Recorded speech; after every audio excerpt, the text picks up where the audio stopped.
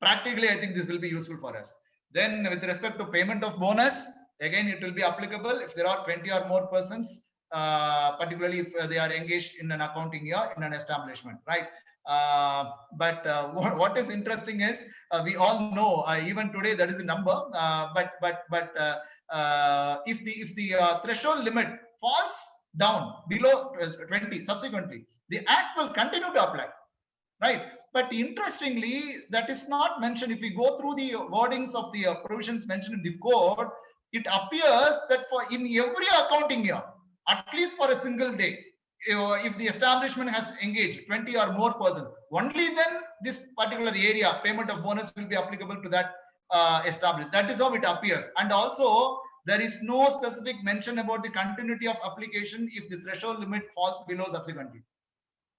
But I'm not very sure this is something is missed out or this is what is intended. So honestly speaking, for 2 years, 3 years, the company will make the payment of bonus because they have engaged 20 or more employees. But fourth year, if for not even for a single day, if they are engaged up to 20, so if it is less than 20, then I think they need not pay bonus. It appears like that only. If we go through the section 41 there. Right, and the salary ceiling we discussed. Now it is 21,000 for a person to become eligible for payment of bonus. If the monthly salary is not more than 21,000, then he will be eligible for payment of bonus, number one. But in case of calculation, it can be restricted to 7,000 or minimum rates of wages applicable to that person. Right, that is how it is. But now that 21,000 and 7,000 ceiling for eligibility, ceiling for calculation, that will be done by the respective appropriate government. So it is not going to be uniform. Please make note of that, because definitely this will all come in our day-to-day work. Then payment to be made by giving bank receipts. See, when it comes to the question of payment of bonus, it is very clearly mentioned it should be done only by way of giving bank credit. No question of cash payment or other modes like payment through check and all, right? And of course, currently we have certain reasons. So for if the person is found guilty of violent behavior, right, disorderly behavior, he will become maybe disqualified for payment of bonus. Along with that, I think the conviction for sexual harassment, it is also included now. Maybe please, when you find time, please go through the section 29 of the code on wages. It clearly includes this particular item also for disqualification of bonus. I move on. So there are certain common points, so which means it will be applicable for all the four legislations which are subsumed into code on wages. The term employee is defined, the term worker is defined, not much difference, right? In fact, when we say employee, managers are included there, and persons doing administrative work, they are included there, and the supervisors drawing more than 18,000, they are included there, but they are not included in the definition of they are not treated as workers. I think some difference like that. Otherwise, other things, skilled, unskilled, technical work, they fall under both the definition, worker definition as well as employee definition.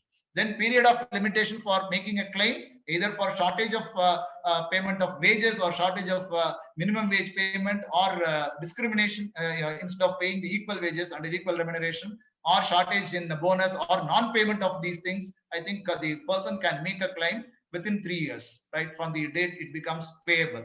Now I think we saw now it is ranging from 6 months to 2 years currently. So instead of now it is getting increased to 3 years.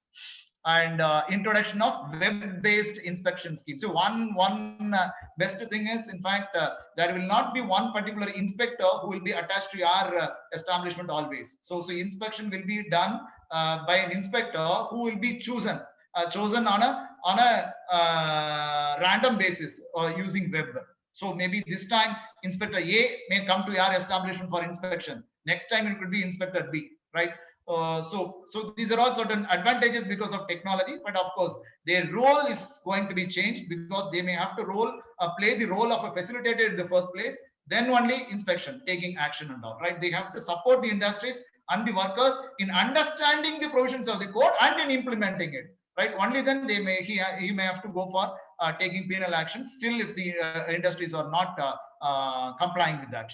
And court can now take cognizance directly from employee and registered. So maybe this may not work well for the employers, but it is there now. What is happening? I think if there is some observation made by the inspector, and I think he will make the complaint, and cognizance will be taken from him only. But now I think there is a possibility directly the employee can make a complaint, and even the registered trade union can make a complaint under section 52. Please, again, these are all, again, I am just giving you a snapshot of what exactly are the changes. Some things could work in favor of the employer, some things may not, and some things could work in favor of the workers, something may not. Let us not look at it from particular stakeholders point of view. Let us more focus it from the industry point of view and the employment point of view. And of course, last point, burden of proof, we discussed, it lies with the employer, even if the dispute is raised by the individual employee.